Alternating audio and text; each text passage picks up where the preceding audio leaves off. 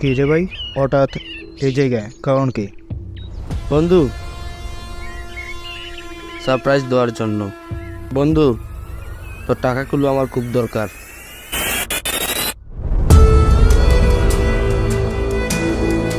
খুব দরকার।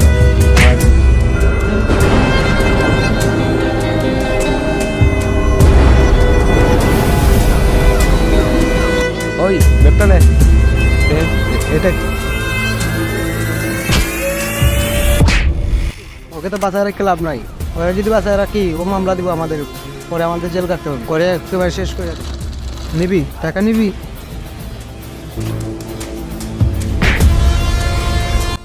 বন্ধুভাবে দেখে তখন তোদেরকে রিকোয়েস্ট করছি, বিশ্বাস কর। এখন রিকোয়েস্ট চা, এখন একদমই চলবে।